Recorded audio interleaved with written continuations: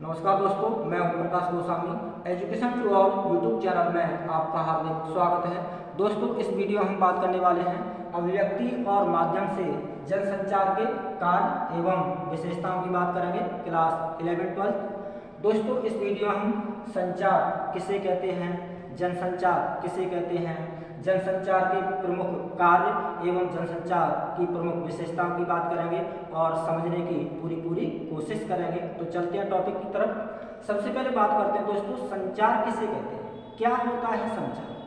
संचार सम उपसर्ग प्लस चर धातु से मिलकर के बना है, जिसका अर्थ होता है चलना, एक स्थान से दूसरे स्थान तक पहुंचना। संचार को अंग्रेजी में कम्युनिकेशन कहते हैं। सूचनाओं, विचारों और भावनाओं का लिखित या मौखिक रूप से आदान प्रदान करना संचार कहलाता है। मशहूर संचार शास्त्री विल्बर श्रैम के शब्दों में बात करें तो संचार अनुभवों की साझेदारी है, यानी भावना विचारों का आदान प्रदान ही क्या कहलाता है, संचार कहलाता है। अब बात करते हैं दोस्तों, जनसंचार किसे कहते हैं, क्या होता है जनसंचार। जनसंचार को अंग्रेजी में मास कम्युनिकेशन कहा जाता है। जब प्रत्यक्ष संवाद की बजाय किसी तकनीक या यांत्रिक माध्यम से विशाल जनसमूह से संवाद किया जाता है, उसे जनसंचार कहते हैं। यानी जब हमें कोई बात, कोई सूचना लाखों करोड़ों लोगों तक पहुंचानी है तो किसी तकनीक या यंत्र का सहारा लेना होगा।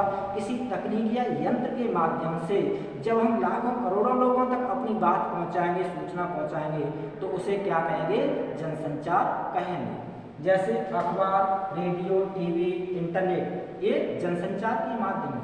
हम अखबार, रेडियो, टीवी या इंटरनेट के द्वारा, इनके माध्यम से अपनी कोई बात या किसी सूचना को लाखों करोड़ों लोगों तक पहुंचा सकते हैं। अब बात करते हैं दोस्तों, जनसंचार के प्रमुख कार्य। पहला कार्य है सूचना देना। जनसंचार के द्वारा हमें देश दुनिया के बारे में तमाम तरह की सूचना प्राप्त होती है। देश दुनिया में क्या चल रहा है, कहाँ पर क्या हो रहा है, इसकी सूचना हमें जनसंचार से प्राप्त होती है। दूसरा कार्य है जनसंचार का शिक्षित करना। जनसंचार के द्वारा हमें तमाम उपयोगी जानकारियाँ प्राप्त होती हैं देश दुनिया के बारे में। तीसरा कार्य मनोरंजन करना। जनसंचार हमारा मनोरंजन भी करता है। अखबार में, टीवी पर, रेडियो पर, सिनेमा के द्वारा ऐसे बहुत सारे कार्यक्रम प्रस्तुत किए जाते हैं जो हमारा मनोरंजन भी करते हैं। चौथा कार्य एजेंडा तय करना। जनसंचार सरकार के लिए एजेंडा भी तय करता है कि सरकार को कहाँ पर क्या कार्य करना चाहिए, सरकार को क्या कार्य करना चाहिए, क्या नहीं करना चाहिए। जनसंचार के द्वारा सरकार के लिए एजेंडा भी तय किया जाता है। पांचवा कार्य है निगरानी करना। जनसंचार सरकार के कामकाज पर नजर भी रखती है, निगरानी भी करती है कि कहीं कोई गड़बड़ी तो नहीं हो रही है, कहीं कोई भ्रष्टाचार तो नहीं हो रहा है। और यदि ऐसा होता है, सरकार या किसी सरकार के किसी संस्थान में कोई गड़बड़ी होती है, कोई भ्रष्टाचार होता है, तो जनसंचार उसको जनता के सामने लाता है, उसका पर्दाफाश करता है। अगला कार्य है विचार विमर्श हेतु मंच उपलब्ध कराना। जनसंचार विचार विमर्श करने के लिए मंच भी उपलब्ध कराता है। अलग अलग विषयों पर, मुद्दों पर, टॉपिक पर विचार विमर्श करने के लिए मंच भी उपलब्ध कराता है। तो यह थे दोस्तों जनसंचार के कार्य।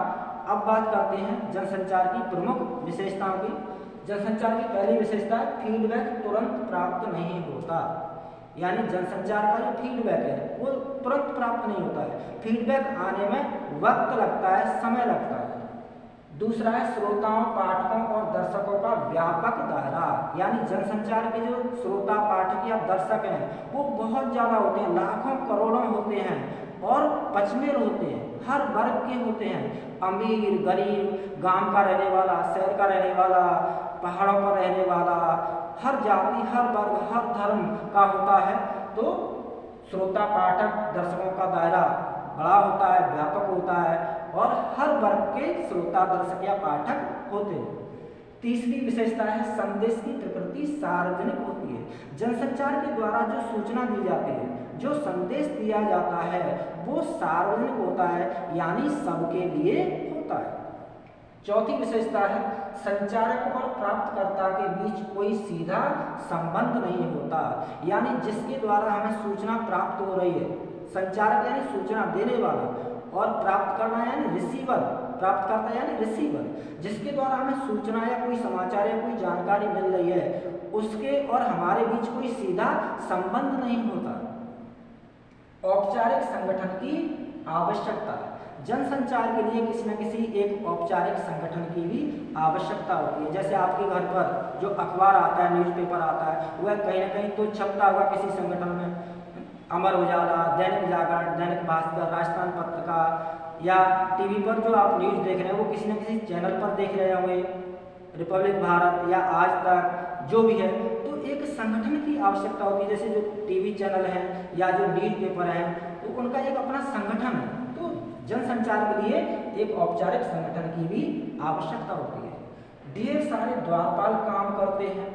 जनसंचार में ढेर सारे द्वारपाल काम करते हैं, जिनको हम प्रधान संपादक, संपादक, उप संपादक, सह संपादक इत्यादि कहते हैं, जो यह निश्चित करते हैं कि क्या खबर, कौन सा समाचार या कौन सी खबर प्रकाशित होगी, कौन सी नहीं होगी, जो समाचार को पढ़ने और छपने योग्य बनाते हैं। संपादन के सिद्धांतों का पालन करते हुए उनको ढेर सारे द्वारपाल कहा जाता है, जिसको अंग्रेजी में गेट कीपर भी कहते हैं। यानी वो द्वारपालों को इसलिए कहा जाता है क्योंकि कोई भी गलत जानकारी, कोई भी गलत चीज़ नहीं छपनी चाहिए, नहीं प्रकाशित होनी चाहिए।